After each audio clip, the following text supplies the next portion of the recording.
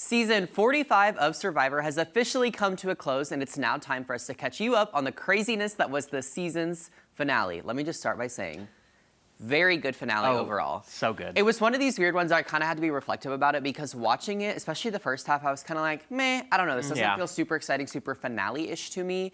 But looking back on the entire 3-hour situation, I'm like, okay, no, this was a really strong finale and had a lot of very, I guess, like important and vital kind of like parts to it. Right. Which I thought was cool. Yeah, it definitely, when we got to the first challenge, I was like, we're already getting to it. And I was like, oh, well, I guess it is the finale. I know, and that's just how it works. All right, so first up, it's kind of this new thing, if you will, in the new era, where at the beginning of the finale, every year, every season, whatever, they know that they're going to have this advantage to the final immunity challenge of the season. So walk us through what this was. So they had this little box contraption where we've seen some before where they have the little like sword where you have to pull it with the correct numbers. Kind of like a puzzle number, if you will. And they basically, there was, around the island that they were on, there were 3 stations. Yeah. And you had to count the number of, there was one that was bamboo shoots, one that was living crabs, and then there was one that was coconuts. And you had to know the exact number and unlock the combination. Yep. But if you got it wrong, you had to go back to all 3 stations. Yep.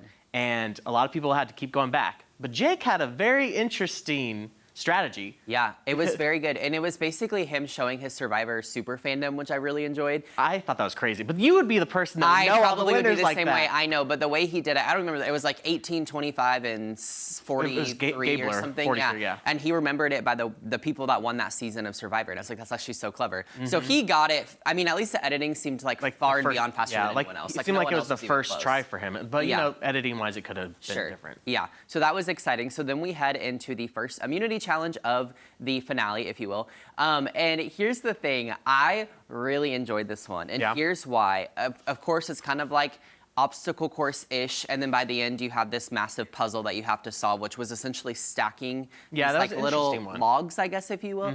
But here's what's funny is that it came down to Jake and Austin. And really, in reality, it probably should have been Jake that won. Yeah. But Jake had this one piece that was tucked behind everything else he was doing and didn't see it. And he was so frustrated on why he couldn't finish it. And Austin swept in and got it figured out before him. Originally, when they showed that piece, I wondered, I was like, was there one piece missing for everybody that they hid there? Yeah. Because it just seems so perfectly placed there and centered up. I know. And then it's like, Jakey just let it slip on accident. Yeah. So Austin ends up winning, which is exciting because he's won a lot already, and this now guarantees him to go to the Final Four. Also, really fast, it was funny because I like when Jeff gives them like kind of grief or a hard time. He walks up, he's like, Jake, this piece right here, the reason you didn't win. And Jake's like, oh my God. You know, so that was kind of exciting to see. So then we move into the first tribal of the finale.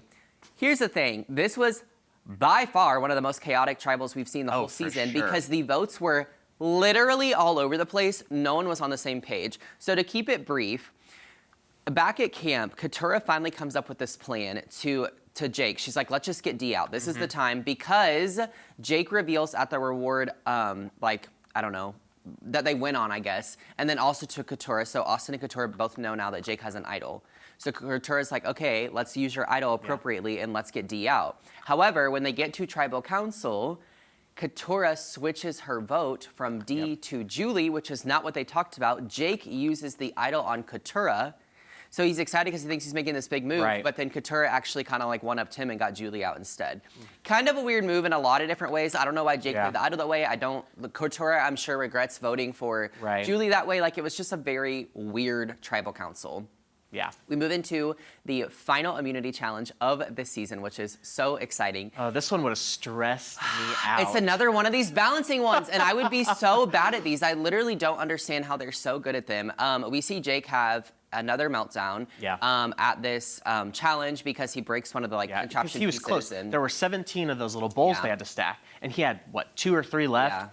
And they all fall. And let me say, rightfully so. Like I say, he had an emotional breakdown, but rightfully so because you are so close to that million. I would also be very upset if I just lost 25 days of no food. Yeah, absolutely. Exhausted. There's a lot of emotions I'm sure that you're overcome with. It's a lot. Well, to keep it brief, D ends up winning the final immunity challenge of this season. And also, no one was even really close. Everyone kept dropping it. D was just killing it this entire time, which she's just proving more and more that she truly is a competition beast. And we've seen that throughout the season. We have. So then we move into what is the infamous fire making challenge. So D, now that she won, she will decide who competes in fire making, whether it's her or one of the, or 2 of the other 3 contestants, right? First of all, I love that she did not choose to send herself. Sometimes I get annoyed when they win immunity and they choose to send themselves because everyone sees it as like this big move, and I just don't think that's a winner's move as a Survivor super fan. But like whatever, right? So.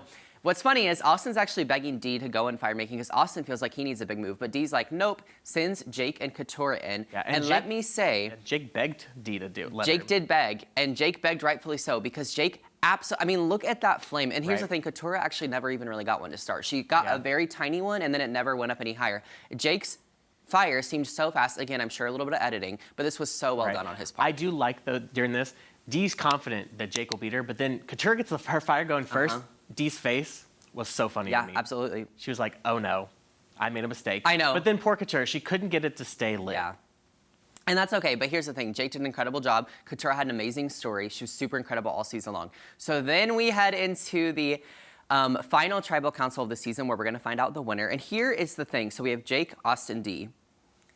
Let's just say it's safe to say, once the jury gets started, that Jake is probably not going to win, and it immediately becomes a showdown between Austin and Dee, which is very exciting because we've teased they had this showmance all season long, and once they got to that final tribal council, all the gloves were off, all the romance was gone for 5 minutes. Like, they were going at each other, and it was so exciting The first few questions, I was a little concerned, though, because they were kind of playing it nice, you know, taking turns, but then Austin took that first hit, and I was like, okay, here we go. Yes, and Dee's strongest, like, move or whatever in the final tribal council was when Austin's like, well, no, I trust Dee. I don't think that she ever told Julie that we were going to vote her out. And Dee's like, wait a second. Actually, I did, and that's the reason that Julie stayed and Emily went home. And I guess I never realized that he hadn't found out. I guess I just assumed he knew already at that point. Yeah, actually, I thought that was really fascinating. Okay, so Dee becomes the winner of Survivor 45 by a vote of 5-3. And here is what's so exciting about that, is that she, it was 5-3, like I said. Not only was she a competition beast, she's also, I found out, the first Cuban-born winner, which is really cool.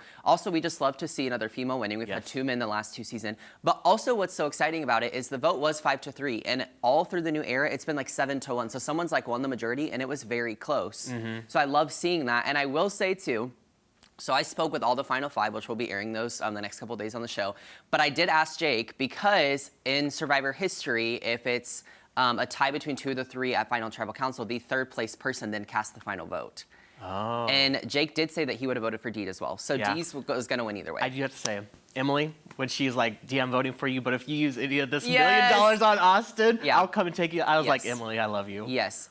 All right, well, this season was absolutely fantastic. I loved it from start to finish. I'm super sad that it's over, but super excited that Survivor's returning. It will be back Wednesday, February 28th, right here on CBS. And if you want to catch up on this season or go back and watch a favorite episode of yours, catch up on Paramount+. And Ozarks Live will be right back.